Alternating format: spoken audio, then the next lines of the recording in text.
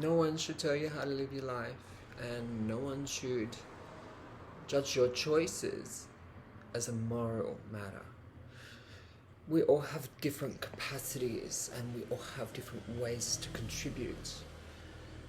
Not necessarily to the smooth running of capitalism, but to a better society.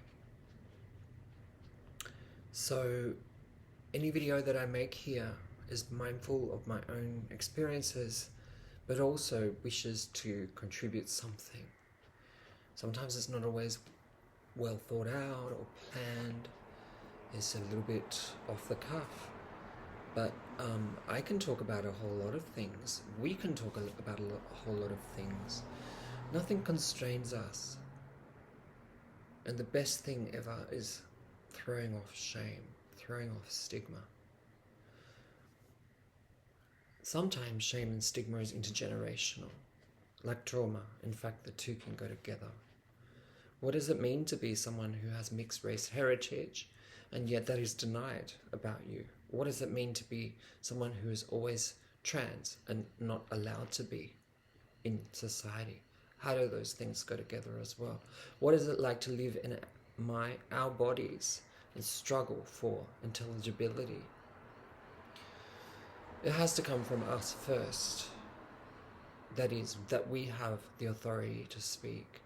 What Talia Becher calls first person authority.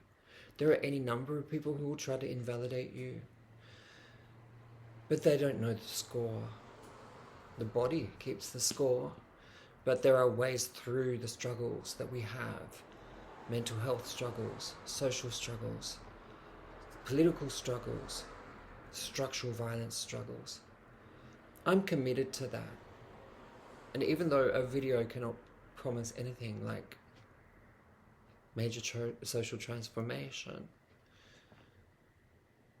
this is only one thing that we do. So let's shake the foundations of fascism. Let's shake the foundations of our oppression, of racism, of life chances doled out to some and denied to others. Let's not only survive, but also live, because living to tell the tale is the proof of not only our inherent value, but our ability to navigate systems of oppression. There are many people who can inspire us. I'm not the point of inspiration. There are many people, foremothers, especially, that have gone before us, from black feminist thought, from the writing of people such as Audre Lorde, Bell Hooks, Angela Davis, Chicana feminism as well. This is just what's available in the English language, or between languages. Gloria Anzaldúa, the strength of my rebellion. Let's return to that. Let's return to the sources. Let's return to our ancestral lines as well. Let's listen to what the ancestors have to tell us from whatever lineages we descend or we intermingle. Trans-fronterizo, trans-fronteriza, trans-fronterize. Border crossers, never quite fitting in one particular social geography, or not seen as being part of the space, being out of space, being a space invader, where whiteness is the rule of the game.